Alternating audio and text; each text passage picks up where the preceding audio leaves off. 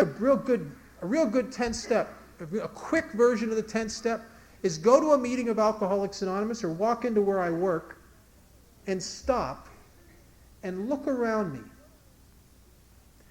And if what I see is I see people that are sometimes afraid, sometimes frustrated, sometimes struggling with a lot of the same things that I struggle with, and I see the commonality, and I see that you're doing the best you can do just like I'm doing the best I can do, I'm in pretty good shape. But if I look around the same room and what I see is real self-centered idiots and people that are really out of line and really screwed up, I am in a lot of trouble. Because I have a tendency to project onto you the sickness that is going on in me. I'm going to tell you a little story and then I'm going to close. I share this a lot. It's a story of my life the last a little over 19 years. It's a Sunday afternoon and the guy's sitting in his easy chair. He's got the day off, reading the newspaper. He's got a 6-year-old daughter, and she comes up and says, "Daddy, please play with me."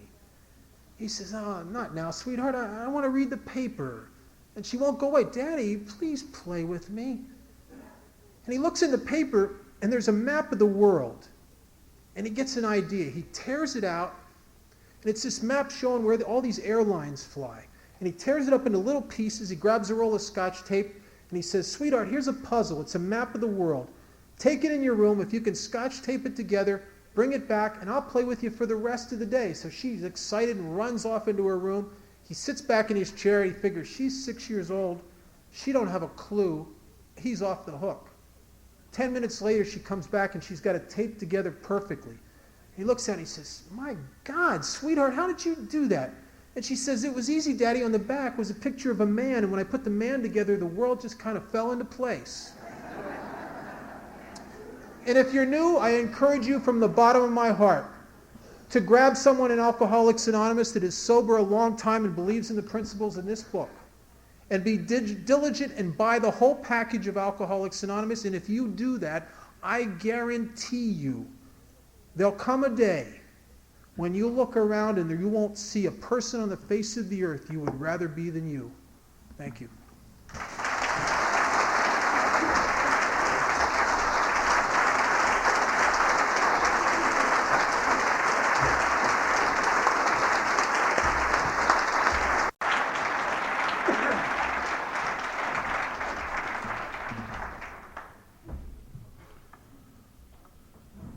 Well, you wound him up. I hope God's going to let him go. My name's Bob Darrell, and I am alcoholic. And I'm sober today only through the grace and power of God in the program and the people and in the principles of Alcoholics Anonymous. And I'm also a member of good standing of the Friday night floating big book group from the hitting bottom capital of the world, Las Vegas, Nevada. I'd like to thank Sterling for the privilege to come down here and share with you the gift that I've received from people like you in rooms like this. And I'd like to thank Lou and his lovely wife for their hospitality, and Donna for picking us up at the airport. It's been a great weekend up until about 5 minutes ago, at least for me. If there's anybody here that's new, I'm real glad you're here. If maybe if you've been around Alcoholics Anonymous for a couple years and you've had a hard time staying sober, I'm real glad you're here. And I hope from the bottom of my heart that you'll hear something this weekend that will light a fire inside of you for Alcoholics Anonymous, where you'll make this the center of your life. Because for guys like us, that's the most incredible adventure we ever get on. I'm one of those. I'll tell you a story about me, and this kind of will tell you a little bit about the type of alcoholic I am, maybe. I don't know. I was about 3 or 4 years old, and I was living in Pennsylvania with my folks, and it was a Sunday afternoon, and we went to a farmer's market. They have these places out in the country where all the farmers bring all their produce and meats and stuff. And it's a Sunday afternoon. I'm tailing along with them. And my dad's on a mission. He's going out there to get this type of horseradish that's the hottest, most powerful horseradish in the whole area. It's won all these blue ribbons. And on the way out there, he's telling my mom about this horseradish. And he's so enthusiastic. And I'm a little kid. I don't know what horseradish is, but sounds like something I'd like. And he gets some of it, and I want some of it. And he said to me, he said, Rob, you can't have any. He said, this is only for grown-ups. This is too powerful for you. Now, I'm the kind of kid that I may not even really want something until you tell me I can't have it. And then there's something about me, I just got to have it. And I bid my time, and I waited till my folks were gone, and I snuck in that refrigerator. I got out that jar, got a big spoon, sat down on the floor of that kitchen, got that lid of that jar off, stuck that spoon in there, put that in my mouth. I think I saw God. I'm not sure. It was I spewed horseradish all over that kitchen. I had snot running out of my nose, tears coming out of my eyes. I was so sick. I was one of the most, I remember it to this day. And I got to tell you, that was over 40 years ago, and I have not sat on a kitchen floor with a jar of horseradish and a big spoon. I didn't have to go to no goddamn rehab, get no sponsor, work no steps, or go to no meetings.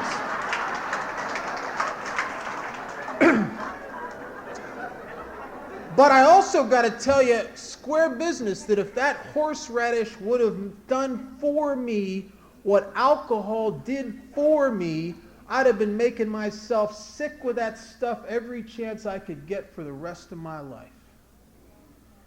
And I'm the guy they talk about in the big book, Alcoholics Anonymous. I'm bodily and mentally different from my fellows. And I believe that there was always something wrong with me. Before I ever took a drink, I think I must have been like a freeze-dried alcoholic waiting for alcohol. And I say that because I remember the first time I ever drank, and I remember after that alcohol got down inside me and it lit that thing inside of me, I just couldn't get enough. I had found the thing that I had secretly hungered for all my life. Something that finally gave me a sense of connectedness to this life. Finally, something that allowed me to feel like the kids I was with looked. And it was a wonderful thing. And I'm the guy that Silkworth talks about. I had that phenomenon of craving. I have the allergy to alcohol. I had that phenomenon of craving from the very first time I took a drink. But I spent years under the grip of that phenomenon of craving, and I never knew that I had it. And in later years, I ended up in Alcoholics Anonymous through different institutions when I was about 20 years old. And I would sit in meetings and I would hear people talk about that phenomenon of craving, and it was one of the driving forces in my life, and yet I could not see it. And I could not see it because the funny thing about a craving is that you don't realize you have it until it's interrupted. That's why there's a test in chapter 3 in the big book. It says if you don't think you're an alcoholic, try some controlled drinking. Try to drink and stop abruptly. Try it more than once. It may be worth a bad case of the jitters to find out the true nature of your condition. I don't recommend that. I think some of us wouldn't survive that test. But I had to look back in my own drinking history when I finally got to Alcoholics Anonymous and find how that was true for me. And then the harder I looked, the more elusive it became. And I'm one of those kind of guys that I've had a seeming inability to learn anything constructive and true about myself from direct examination. There's something about me that I have certain defense mechanisms that come into play that when I'm trying to find out what's wrong with me by direct examination, I can't see it. Because what I'm looking for, I'm looking with. And the miracle of Alcoholics Anonymous is that in AA, nobody in AA tries to tell somebody in AA, well, there's a few that do that, but most of us don't try to tell other members what's wrong with them. And what we do in Alcoholics Anonymous that's perfect for a guy like me is we talk about ourselves as honestly as we can. And I'm sitting in a meeting of Alcoholics Anonymous in the early 70s, and probably around 1974, 75, somewhere around there. And I'm listening to a woman share her experience, and because she's talking about her, I'm not trying to defend myself. She's not trying to tell me anything about me. And I started to identify with a couple of the things that she said. It was probably the first identification I ever had in Alcoholics Anonymous. And I remembered an instance that happened to me when I was about 18 years old. And when I was 18 years old, in my mind, from my way of looking at things, there was no possible way I could be an alcoholic.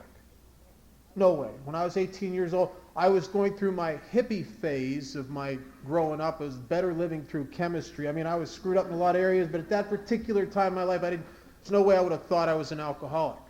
The funny thing about alcoholism, it doesn't really care what you think.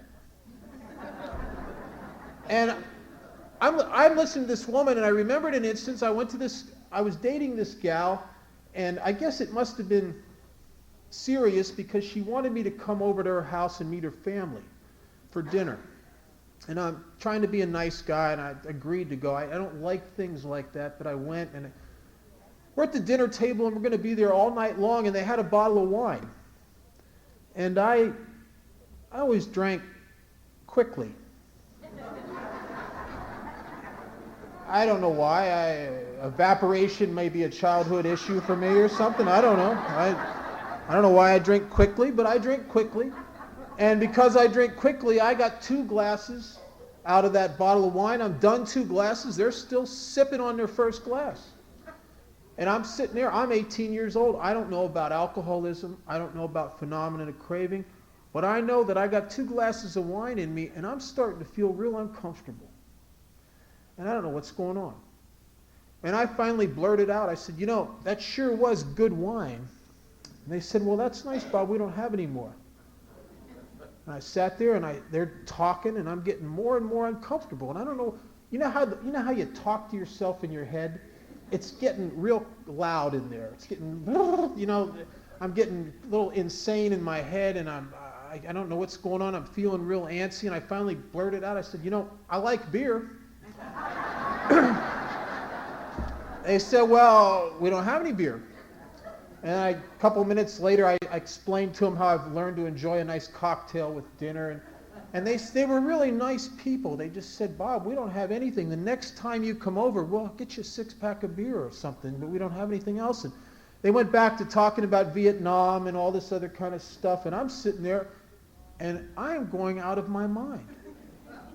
Now, I don't know about phenomenon of craving. I don't know about any of this stuff. I'm just going crazy, and I don't know what to do. I can't think straight. My head is like a washing machine going out of control.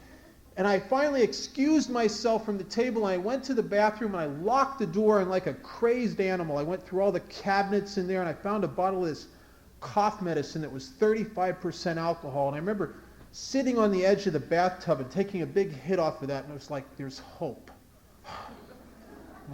And I drank that whole bottle of cough medicine, and my thinking got real focused.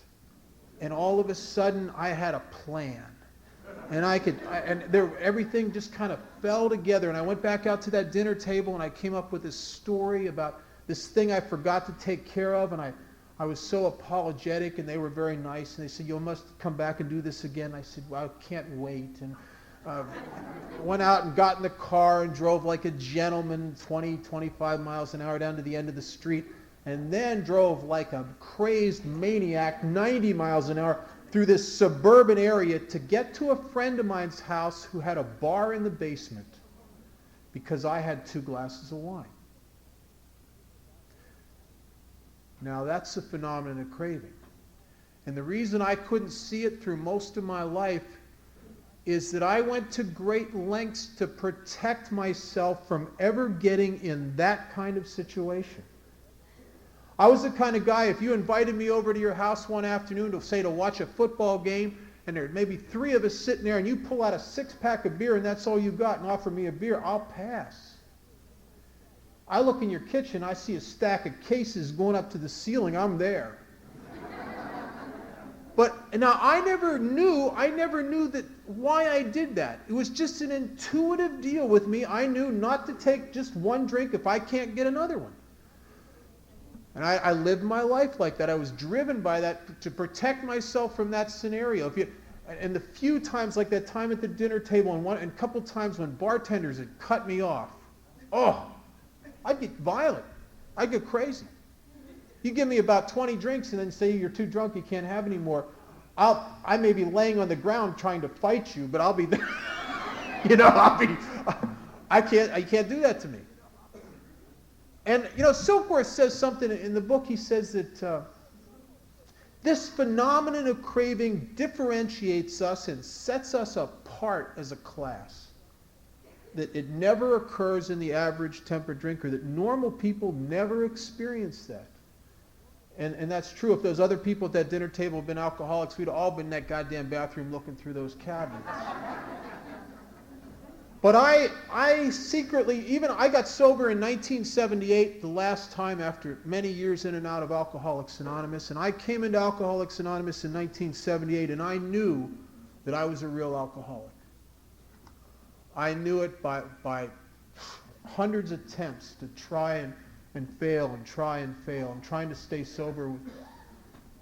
And I knew what it was to be powerless at a depth that most of us have to experience before we come in here and get this thing.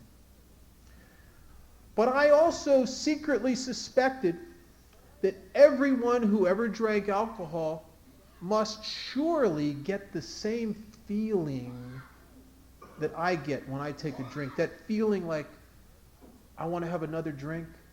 That's one thing. You hear a lot of things in Alcoholics Anonymous. You hear people say, well, I took a couple drinks and it made me feel less fear. Or I took a couple drinks and I felt like I was somebody, or I felt like I fit. And that's all true, but the most consistent thing that alcohol always did for me is that a drink of alcohol always made me feel like I'd like to have another drink of alcohol. And I thought even into probably 3-4 years of sobriety that everybody did that. I just thought for some reason the people that didn't make it to Alcoholics Anonymous, that didn't ruin their lives, had some kind of control or willpower at some level that I could never quite get a hold of. And Silkworth says that's not true. He says that guys like me have this thing, and those people will never have it. And I didn't understand that until I was sober probably 4 years or so, and I was... what really brought it home to me, I was dating this gal that wasn't an alcoholic. And we would go out to dinner, and I'm telling you, she'd order a drink. I swear to God, it'd take her a half hour to drink one drink. I mean, she would sip it, talk for 10 minutes, stir, the ice would melt. I mean, that's like alcohol abuse. The whole time I knew her, I never once saw her finish 2 drinks. I saw her order a second drink many times. She'd drink a half of it, a third of it, and she'd do the most peculiar thing you've ever seen. She'd push it aside and she'd say, I don't want any more, I'm starting to feel it. I don't want to offend anybody, but I got to tell you, it would be easier for me as an alcoholic to have sex and after 2 strokes say, I don't want any more of that, I'm starting to feel it. That would be to do that with 2 drinks of alcohol.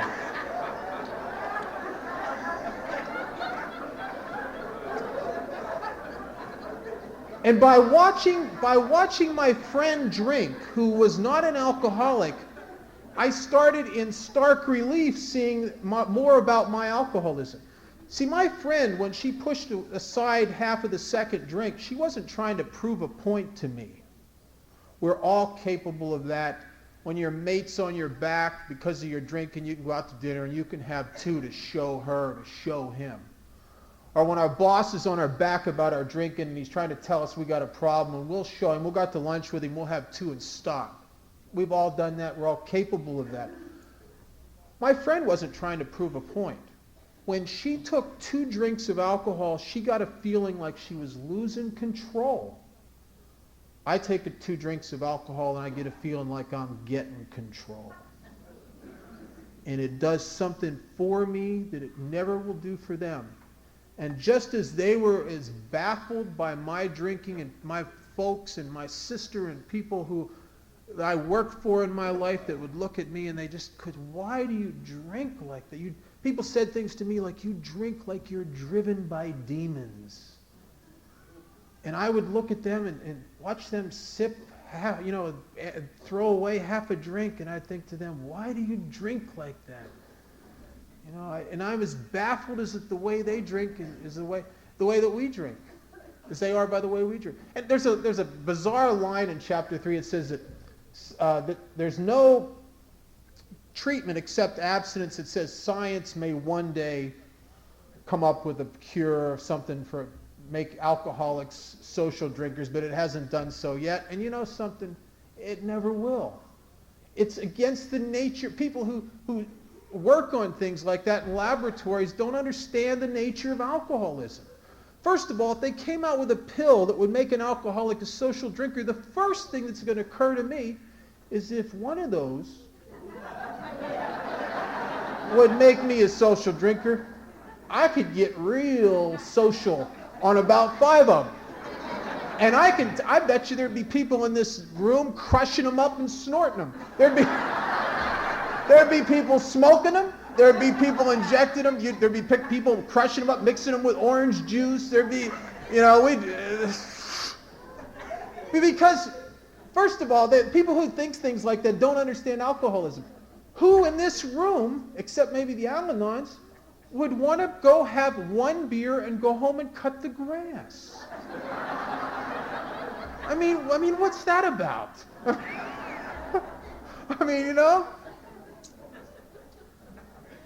So I got this phenomenon of craving. It differentiates and sets me apart from other people. It is what I am. I'll always have it.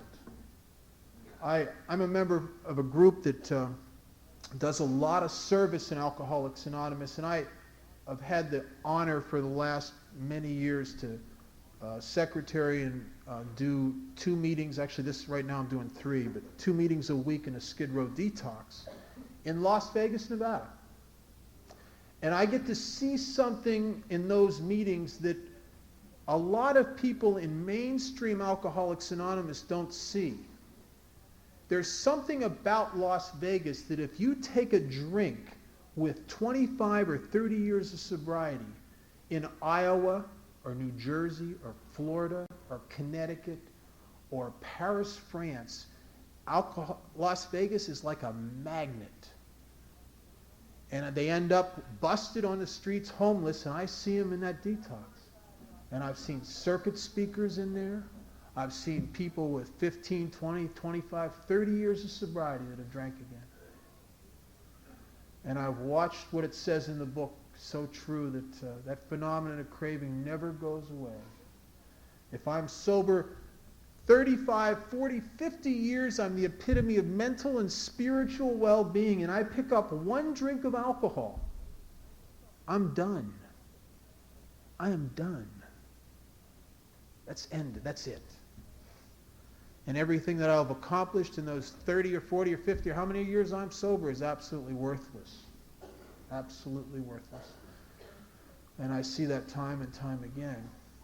Now, if this phenomenon of craving was the only problem a guy like me faced, then I wouldn't need Alcoholics Anonymous. I just need a detox and I'd be done.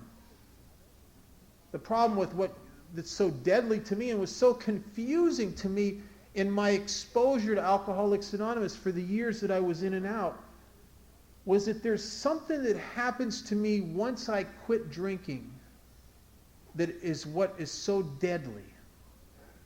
Dr. Silkworth puts it better than anybody. He says that guys like me, when I'm not drinking, when I'm dry, I become restless, irritable, and discontent unless I can again experience that sense of ease and comfort which comes at once by taking a few drinks. So my problem is I crash and burn. I go on a run, and I'm living homeless on the streets, drinking Richard's Wild Irish Rose, and with wine stores, and I'm a mess, and I end up in some rehab somewhere, some detox or some halfway house, and they clean me up and they get me physically better. And I'm determined, my God, I'm never going to do that again. I'm never going to touch that again. And I mean it. I mean it. The problem is that what happens for me from the minute I put down my last drink is two things. It talks about it, both of them in the book. It says, there comes a time when I have a seeming inability to bring into my consciousness with sufficient force the memory of the suffering and humiliation of even a week or a month ago. I'm without defense against the first drink.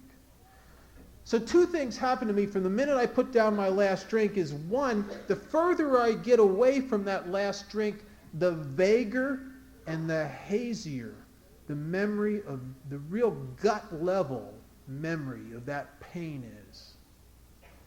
Now, I always know about it in an abstract intellectual sense, but I don't know about it to the same depth I knew about it when I was begging that guy at the desk in that detox to please take me off the streets, that I was dying. And the further I get away from that, the vaguer and the hazier that memory becomes. And at the same time, the further I get away from my last drink, the sharper and more acute the emptiness of my own alcoholism and abstinence becomes. And I become more and more restless, irritable, and discontent. And what happens, I go into one of these halfway houses, and I'm going to get sober, and I have if it was like a scale, I have all this conviction on one end that has a lot of weight. I'm never going to take a drink again. I know what this is killing me. I'm never going to do this again. And that has a lot of weight on that scale. And over here, just a little bit of weight is a little bit restless, a little bit empty, a little bit discomfort, but not too bad. And what happens as time goes on, this gets heavier, and this gets vaguer and hazier. And all of a sudden, one day, the scale tips, and it just seems like a good idea to have a drink, where a week before, if you'd have asked me if I was ever going to drink again, you could have put me on a lie detector, and I'd have said, no, man, I'm never going to touch that stuff, and it would have said I was telling the truth.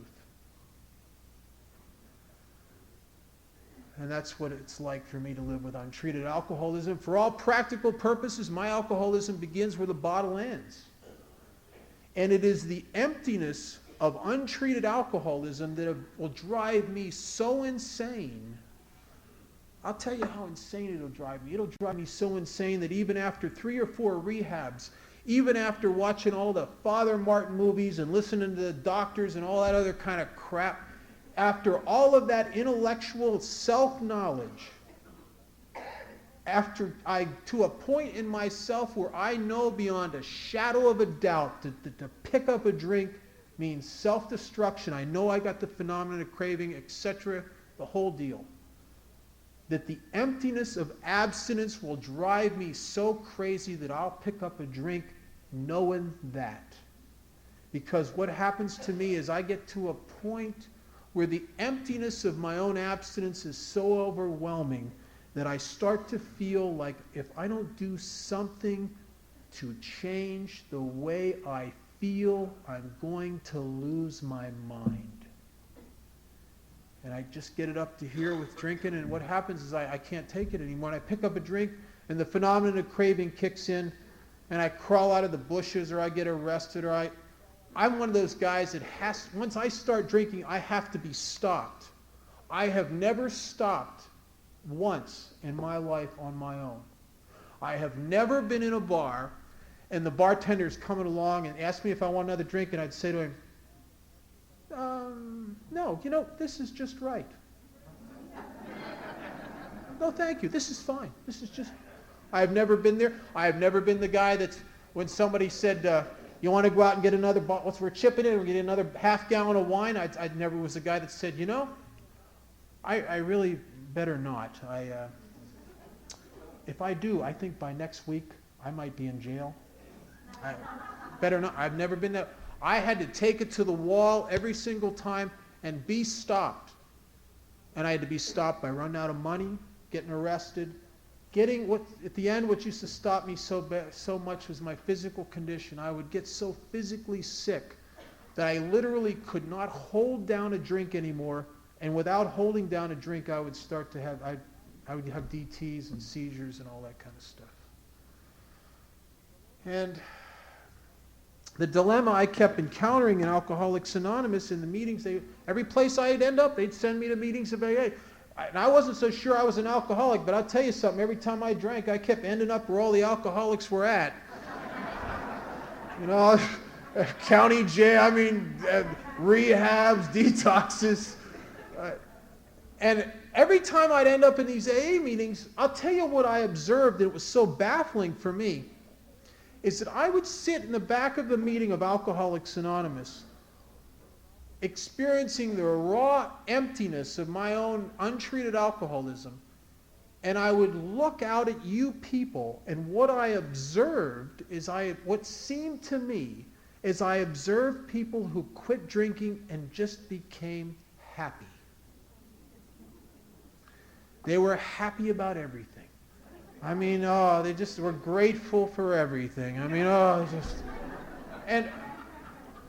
I tell you, when my life is miserable, I don't like to be around happy, grateful people. I don't like, you just make me crazy. I don't know what you are. You're like some kind of bizarre cross between Amway and the Salvation Army or something. I don't know. But I would sit there and I would just feel so separate and so apart from. Now, I don't have a sponsor. I'm not working any steps. I think I'm part of Alcoholics Anonymous because I'm taking up a chair. I'm not part of Alcoholics Anonymous. You know what I am? I'm part of the passing parade that goes through Alcoholics Anonymous on its way to the graveyard. All right? I'm not a member of Alcoholics Anonymous. But I don't know that because I don't even have a sponsor to tell me that. And even if I did, back in those days, I suspect that even if I had a sponsor, I don't know that I was capable of listening to anything except this. And I sit in the meetings and I just feel so, I know what it's like to sit in meetings of Alcoholics Anonymous and die of untreated alcoholism. Die by inches. And the sick feeling of being somewhere where everybody around you acts like they love you and accept you, and you're incapable of feeling it. The problem was never in the people in AA. There was something wrong with me where I was so distant and removed. I remember walking into meetings of AA and having the feeling like it was all of you, and then there's me. The big book, Alcoholics Anonymous, chapter 5, says something I think is paramount. That until I understood this, I don't think I even had a clue what I was up against. It says it's selfishness, self-centeredness that we think is the root of our troubles. And self-centered, self-focused, self-absorbed people like me, when I'm sober, I don't feel like I fit anywhere. I don't feel like I'm a part of this. I don't feel like I live in this world because you know something? I don't. I live in this one. And I'm so wrapped up in here that everything out here seems so distant and remote and so far away. And so I spend most of my life like that. And I'll tell you something, that this may sound real strange to some of you, but I'm convinced of this with everything in my being, that alcohol was the most effective treatment and the most immediate treatment for this spiritual malady of alcoholism that I had ever found. I remember walking in probably 9th grade, walking into a party and just feeling that sick loneliness of apartness. There was a group of kids over here that were dancing. And there were some kids in the living room sitting on couches necking. And in the kitchen, there was a whole bunch of guys. They were laughing. You could hear it all. They were having such a good time, you could hear it through the whole house. And then there was me. And I remember slinking around that party. And I found over in the one corner, I found a card table with a bottle of 151 proof rum and some Coca-Cola. And I remember pouring myself a big glass of that with half Coke, half rum, and chugging that thing down. And within 10 or 15 minutes, I am connected. I got myself a girlfriend already picked out. She don't know it yet. I'm dancing. I'm telling jokes. I'm right in the middle of stuff. I feel like they look. At that point in my life, alcohol was an immediate and effective treatment for the emptiness of alcoholism. And I got to tell you something else, and I don't make any bones about this. If alcohol still worked for me the way it worked when I was 18 years old, I'd still drink it. I'm not sober because it's a good, nice, righteous thing to do. I didn't get sober because my life would be better, because somebody said, Bob, you get sober 20 years, you'll be real rich, have a big house, and drive a BMW. No, I didn't get sober for that. I got sober because alcohol stopped being an effective treatment for the inside emptiness of alcoholism. I think alcoholism is a disease of diminishing returns.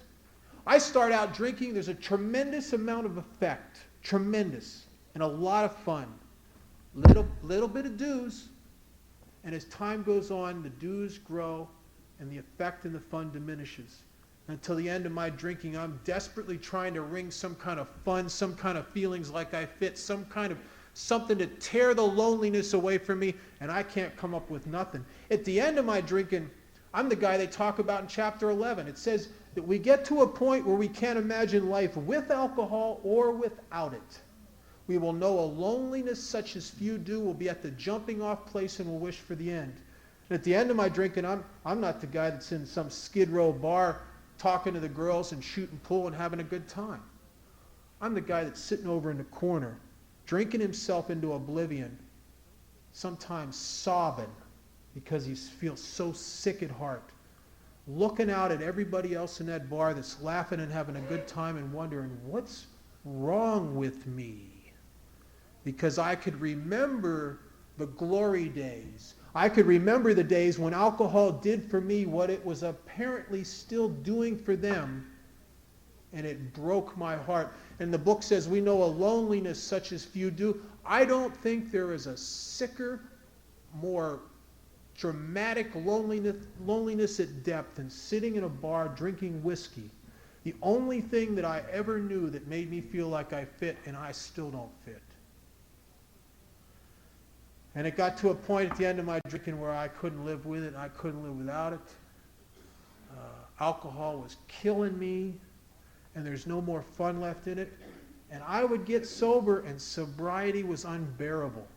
I love W.C. Fields. He says, I was sober one time. It was the most boring 45 minutes of my life. To me, I've been going to these A&A meetings for years, and to me, it's like Alcoholics Anonymous. Has good news and bad news. The good news is that maybe if I go to a lot of those stupid meetings, I'll stay sober the rest of my life. And the bad news, I'm going to probably live a long time. I could not imagine life without alcohol. I couldn't imagine it. And yet I couldn't imagine going on like I was going on anymore either. And I was at the jumping off place. And I think that's why I thought about suicide so much. I had a couple feeble attempts, and I just never had the courage. I remember in Pittsburgh one time, I was standing with a bottle of Mad Dog on this bridge looking down over these railroad tracks at about 150-foot drop, and I'm standing there, and I'm all by myself, and I'm sobbing because I don't have enough courage to do the right thing. To do the right thing and just jump off that bridge and get it over with. Because if I jump off that bridge, my mother's not going to get any phone calls in the middle of the night no more. It'll be done. I jump off that bridge, I don't have to beg nobody for nickels and dimes no more to get another bottle of wine so I don't go into seizures. If I jump off that bridge, I don't have to end up in some mission again singing or in some halfway house doing what some guy tells me to do. And if I jump off this bridge, my God, I won't even have to go to any more of those AA meetings. I got to tell you, if the years I was in and out, I kept ending up here, but I hated Alcoholics Anonymous. First of all, one of the things that people back east, northeast in Pennsylvania, where I used to come in and out, if you were a newcomer, when I'm new, I don't feel very good about myself. And they always would want me to stand up and be recognized. I mean, I don't want, it's like, it's not a time in my life where I want recognition. I mean, you know what it felt like? Now, I understand today that this is an important part of AA because we want the people that are sober a while to see who the new people are so they can go up and reach out to them after the meeting. But I got to tell you, it didn't feel like that to me. What it felt like is that real loser back there, Bob. Would you stand up so we can all look at you and realize how lucky we are that we're not you?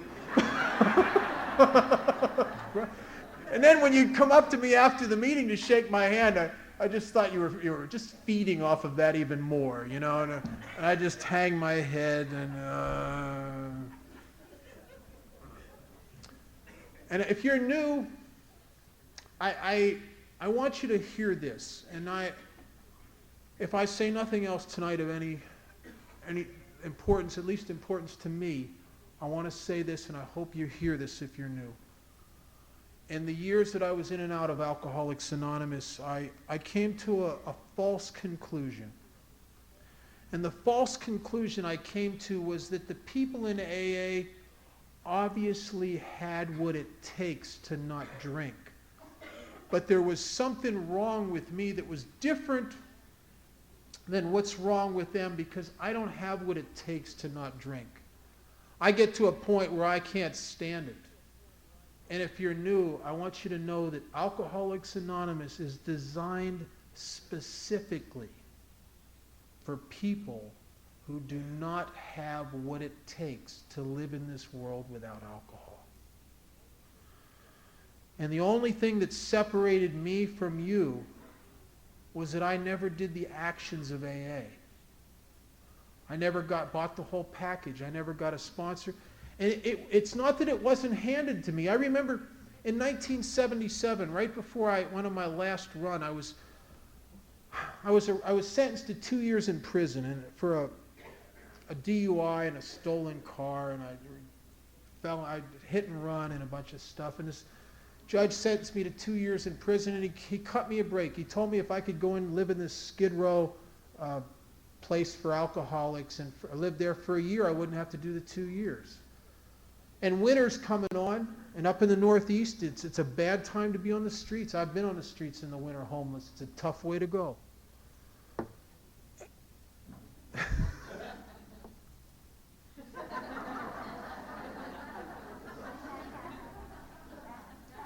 I don't know why I do that stuff, Jesus. So I go into this place and I really want to stay sober. But I got untreated alcoholism. And I got a mind that tries to figure stuff out and has an opinion about everything. I don't know about anybody else, but I go on a run, alcohol take everything away from me. I end up in Alcoholics Anonymous. First thing I get back's my opinion. You know, I got an opinion on everything. And I'm sitting in this meeting of Alcoholics Anonymous, and I'm dry several months. I'm living in this halfway house, and I'm getting ready to drink. You know, you can feel it coming where you're just about up to here with being sober. The boredom and the loneliness and that not fitting is just so overwhelming. And I'm just starting to fantasize about the good old days. You know how you start that crap? You start thinking about when you met her at the bar and all those things that happened when you were 20 years old. And I'm getting ready to go. I know it. I've been down this road before. And I'm scared because I don't want to do the 2 years in prison, and I don't want to be on the streets. And I'm sick, and I don't feel very good. And I grabbed this old-timer in AA, and I said, I need help. And it was probably the first time in my life I really ever reached out to someone honestly and asked for help. And I started to tell this guy about what was going on with me. And I told him about the 2 years in prison that I was facing. And I told him about these emotional problems I have, and I didn't understand them. I thought maybe what I need is a good therapist because there's something wrong with me. I'll just be sitting in the room watching TV and I'll feel great. And then 5 minutes later, I'm almost suicidally depressed and no one's even said anything to me. I would just go on these roller coaster mood swings and I didn't know what was wrong with me. I had mental problems that I didn't understand. I had a hard time sleeping, and sometimes I would just wake up in the middle of the night thinking weird stuff and spooked, just scared of stuff. And I'd have all these conversations with myself nonstop in my head, just all rapidly, all day long. And living with my head in early sobriety was kind of like driving cross country in a van full of 8-year-olds that have overdosed on sugar, and none of them like you. All these, And I'm telling this guy about this. I can't work. I can get a job. I can't keep a job. And I don't know why I can't keep a job. People are always saying things to me that I don't understand. They're saying things to me like, Bob, there's something about your attitude. Well, what? What about my attitude? I don't get it. Or they say things, you're a hard worker, but you're just not a team player. And I don't get it, and I don't understand what they're talking about. I can get a job, but after I'm at work for a while, I just get on the muscle around people. I just get uptight and just kind of leave me alone, and I growl at people, and I don't mean to do that. I just, because I'm scared, and I don't even know that that's what's going on. So I can't work, and I can't stay sober. I've never stayed sober before, and I have all these feelings of guilt and shame for the things I'd done to my family and the people that loved me in my life, and how much I'd hurt them and disappointed them. And I'm telling this guy in AA all this stuff. And I says, I need help. Tell me what to do. And he points to the wall in the meeting room. And there's this thing on the wall with the 12 steps. And he says, Bob, we have these 12 steps that'll take care of all that stuff. Now, I've been around AA for a number of years, and I thought to myself, I better really read these this time. And I started reading them, and it took a couple minutes. I didn't say nothing. I read them, and it came real clear to me that this guy hadn't heard anything that I had just told him. He hadn't heard none of it. There was absolutely nothing in those steps that related to anything I just told him. There's nothing up there. I need a set of steps like, step 1, make Bob's police record disappear. 2, give him $5,000. Step 3, bring her back, properly ashamed of herself. Step 4, make his family realize how wrong they'd been about him. Or even give me a step that's going to talk about where I'll just feel better. Or give me a step where I'll fit. But no, we got stuff like, turn your will and your life over to the care of God. Ooh. I was raised a Catholic, and it has nothing to do with Catholicism, but I somehow, with my distorted alcoholic mind, internalized an image of God as this guy who exists just to judge me. And he can see in the dark, which is not good for a guy like me. He can read my mind, which is hideous, and I'm always thinking stuff. I remember as a little kid in Catholic school, the nuns used to say you got to be pure of thought, word, and deed, and X-rated movies that just start going through my mind. And I can't stop it, and I can't turn my will and my life. I would rather turn it over to a narcotics agent, And then the one that really got my attention, making amends. I mean, I could see how you guys could make amends. I mean, I looked around Alcoholics Anonymous. There was some really, really nice people in AA. And I know that, and I thought to myself, I know you guys. You drank too much. You probably yelled at your wife one night. You better say you're sorry.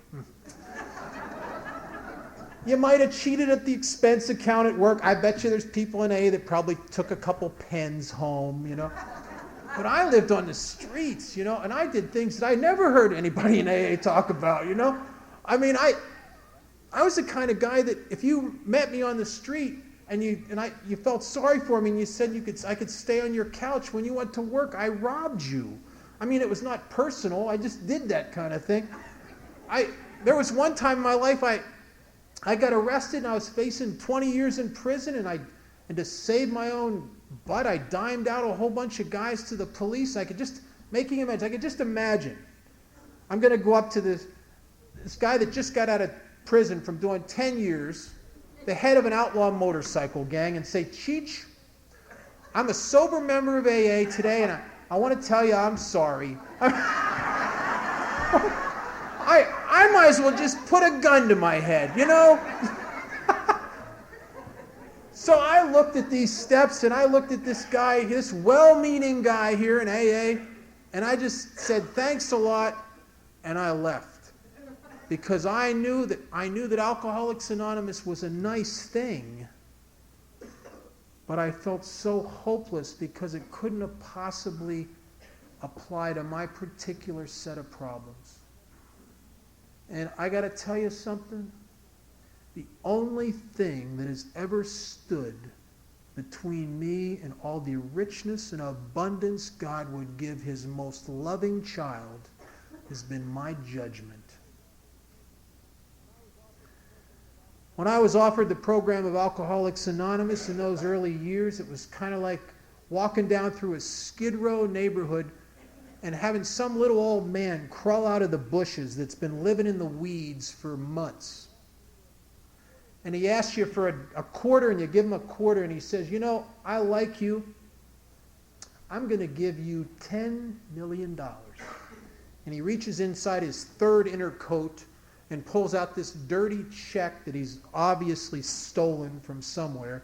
And he writes out this check for $10 million, and he gives it to you. If you're like I am, you'll walk away, and when no one's looking, you tear it up and you throw it away because I mean, he's a bum, right? He can't even afford a pack of cigarettes. The problem is that the check's good. And this is some nutcase like Howard Hughes or somebody. And that's what I did to Alcoholics Anonymous. My judgment and my opinion, constantly, I just tore the check up and threw it away. And I was being given the thing that was the answer to all my problems. But my judgment told me that my case is different. This doesn't apply to my particular set of problems. I need something else. And I got real lucky in 1978. I got to that point, talks about in a vision for you, couldn't live with it, couldn't live without it. I drank, leaving that place. I was wanted for the law. I was hitchhiking cross country with another guy that was in that halfway house. And we ended up in Las Vegas, Nevada. And I was just at the point that it talks about in the book. It says that we finally get beaten into a state of reasonableness where we're as open-minded and as willing as only the dying can be. And I was so fortunate that I think surrender is the solution to alcoholism, but I think like most solutions, it evaporates very quickly. And I was so lucky that when I was at my point of surrender, which was a very brief window of opportunity before the recuperative powers of my alcoholic ego return, that during that very brief period that I had fallen into the hands of some members of Alcoholics Anonymous that were grounded in the principles in this book called Alcoholics Anonymous. And they believed in Alcoholics Anonymous with everything in them. And they were really vital, active members of AA. And they started to encourage me at my point of surrender to do some things that maybe 6 months later I wouldn't have done. And that for sure 6 months prior I wouldn't have done. And I was given a unique opportunity. And I started to form the habits and the disciplines of sober members of Alcoholics Anonymous. And I started to form a meeting habit and a prayer habit. I was told, we know you don't believe in God. It's quite all right. You just get down on your knees every morning and you ask whatever is running the universe for the power you need to stay sober. And you get down on your knees at the end of that day and you thank that power and know that you didn't do that. And I started to do that. And I didn't even believe in God. But I believed what it talks about in this book. And it says, and there is a solution. Before we ever come to believe in a power greater than ourselves, it says we first come to believe in the hopelessness and futility of our life as we'd been living it. And I'd been drunk and sober, drunk and sober, drunk and sober, drunk and sober. And I couldn't do that anymore. And I was willing to do anything that it took to change that. So I started getting down on my knees. And they told me that I had to do something that was really hard for a guy like me, that I was supposed to try to start becoming transparent with other members of Alcoholics Anonymous. And I started talking to my sponsor and a couple members of my home group and start telling them what's going on inside of me and what's going on outside of me. And my group was really big on the big book Alcoholics Anonymous, and I was told I had to read something out of this book every day. And I started getting into this book, and I started going to book studies because I don't know, something about me, I read this book by myself and it doesn't make sense. I'll read it with some other people, and all of a sudden it's like, oh yeah, well that wasn't there yesterday. You know, it's a funny deal. And then the last thing, and my group's real entrenched in service, that I was supposed to do something for somebody else every single day. And it talks about that in the big book Alcoholics Anonymous. It says, my very life as an ex-problem drinker depend upon my constant thought of others, their needs, and how we can work for them. Constant thought of others. I mean, who did they write that for? Al-Anons? I mean, constant. I got to tell you, I do a lot of I sponsor a lot of guys. My phone rings all day long. I checked my voicemail last night. There were 10 guys on there from that day, just from that day, that I had to answer, return all their calls. I do 3 hospital and institution meetings a week. And if I would stop doing all of that stuff right today, I would start thinking about nothing except me. I'm just wired that way. And I've watched people in Alcoholics Anonymous. I watched a member of my home group who drank after over 18 years of sobriety. And I got to tell you something, it scared me. And the reason it scared me is that when he drank, his life was picture perfect. He had an incredible marriage to a gal. She wasn't in AA, but she was just a wonderful lady. He had a business. He had his own insurance agency. He was probably making, he had a lot of people working for, probably $250,000 a year. Had a big, brand new Eldorado. Had a brand new Corvette. Beautiful, big house. I asked him after he came back in, I said, on the day you drank, was anything wrong in your life? Was there something bugging you? And you know what he said to me? He said, Bob, my life had never been better. He says, I was at a Rotary luncheon, which I've gone to every single week for years. And there's a couple of the guys there that have a beer at lunch. And he said, all of a sudden, it just seemed like a good idea to have a drink. 18 and a half years of sobriety. And I believe in a principle that if I have the same disease that you have, what can happen to you can happen to me. And I hope I hope my ego never gets so bloated that it thinks I'm immune to any of that stuff. Because I'm as vulnerable to alcoholism as anyone in this room, or anyone sitting down at our local detoxes and rehabs. And I started asking my friend, well, about what he was doing. He was going to meetings, and I said, when was the last time you were on a 12-step call? Were you working with carrying a wet drunk around in your car, or sitting with a wet drunk? He says, it's probably been 5 years. I said, when was the last time you sponsored anybody? He said, the last guy I sponsored quit me about 3 years ago. And I'll tell you what, this is my observation, but I think my friend, his life was so beautiful, but it was all about him. And I think that is deadly for a guy like me. And the frightening thing about it is that I live a lifestyle that's incredible. I have everything that I could possibly ever want. I've become very successful materially. I live in a big house. I have a great lifestyle. And I'll tell you something, I think the richer my life becomes, the more service I need to do in Alcoholics Anonymous, and the more diligent I have to be with a 10th and 11th step. Because there's something very seductive about the fruits of recovery. And I think a lot of us are seduced by the fruits of our own recovery into a state of complacency. I watch it in my home group. I watch it in meetings of Alcoholics Anonymous. It talks in the book in chapter 3 about a delusion that destroys a lot of us. And it says, the delusion that we are like other people, non-alcoholic people. The delusion that we are like other people, or that we presently may be like other people, has to be smashed. And I'll tell you, I watch guys, and this is a very common experience in Alcoholics Anonymous. They come into AA, in their first year of sobriety, if you watch their feet, they act like they're really, really, really alcoholic. I mean, they go to 10, 15 meetings a week. They're called their sponsor all the time. They're getting on committees. They're secretary in meetings. They're going on panels into hospitals and institutions. They're struggling with that inventory. They're trying to pay people back. They're doing the whole kit and caboodle.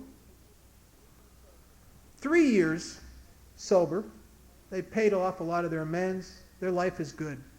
They found her. They're going to 5 meetings a week. Talk to their sponsor probably every 2 months, every 2 weeks maybe. They shook a hand of a newcomer a couple weeks ago. 5 years sober, they're going to 3 meetings a week. They forget to pray sometimes. They haven't worked with a newcomer in a long time. And what happens is they start working themselves from having a tremendously high degree of alcoholism until all of a sudden it's like, I don't have as much alcoholism as I had then. And now at 5 years, I really have a lot less alcoholism than I had in 1 year. And then at 10 years, you know something? I stop by that home group, get that cake, show everybody how wonderful I'm doing, but I'm acting really like somebody who doesn't have alcoholism at all. And I go from alcoholism to alcohol-wasm. And it's no wonder. And then those guys, I see them, they end up in detox, and they say things like, I can't understand what happened to me. I understand exactly what happened to you. The same thing that would happen to me if I walked down that road. The exact same thing. I have a daily reprieve based on the maintenance of my spiritual condition. And as long as I try to trust God, even though I'm most of the time very scared. And I try to clean house because I make a lot of mistakes. Step 10 says, it says when we were wrong. It doesn't say if. It says when we were wrong. And I'm wrong a lot. I'm wrong a lot.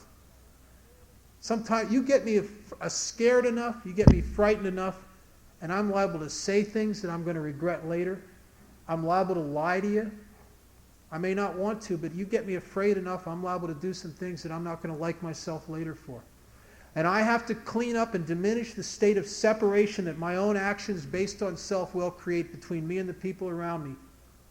Or once again, I will find myself in a situation where it's me and then all of you. And I struggle with that kind of thing. I think, you know, in the part on step 3 in the big book, it makes a statement and says, first of all, we had to quit playing God. It didn't work.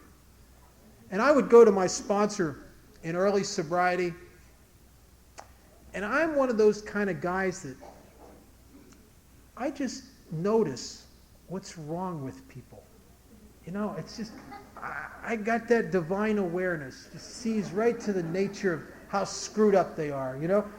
And I go to my sponsor in early sobriety, I got lists of people in AA that are out of line, you know, people at work that are out of line. I go to him, I said, you know, this guy's cheating on his wife, and this guy's on a big ego trip, and she's trolling in the meetings, and on and on and on. And he says the same thing to me over and over again, and I don't get it. He says, you got to quit playing God. I think, I'm not playing God. I'm reporting accurate information here.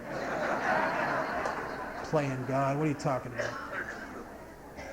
And I couldn't see it. And what I was doing is that I was accentuating the alcoholism in my own life. I think alcoholism is that I separate myself. And by sitting on the throne of judgment and playing God, I'm creating a state of separation between me and the people around me. And I'll tell you what's so frightening is that I watched myself almost judge my way right out of Alcoholics Anonymous. And I don't even know that I can't see that that's what's happening. Because from the inside of me, it looks like I'm right. It looks like my observations are the right kind of, that are grounded. And I don't understand the underlying sickness is that I'm creating that state of separation by putting myself above you as if I know what's wrong with everybody. And I've watched people actually judge themselves right out of Alcoholics Anonymous. And I've seen some do it to the point where they've never been able to come back. And I, by the grace of a very loving God and a whole bunch of newcomers in my life and guys that I sponsor and a good sponsor and a home group that's grounded in the principles in this book, if I continue to do certain things every day of my life, I get to stay in a place called Alcoholics Anonymous and receive a daily treatment for the most insidious disease I've ever heard of, a disease called alcoholism. The only disease that I know of that if you have this disease, it uses your own mind against you. And that's why if you go down and you hang around halfway houses and treatment centers, you see people dying of alcoholism, and to them, they can't see that that's what's killing them. To them, it looks like they live in a world that just is very unfair to them. And you guys taught me the truth here, and you taught me in the fourth step when I finally was able to do it the way it's outlined in the book. That if I'm not the problem, there is no solution. That I'm the guy that has to change. And you also taught me in the fourth step, and this was our course, to see beyond the judgment, and like it says in the book, to realize how the people who had harmed you were perhaps like you. And to see the sameness in me and you. And I tell you,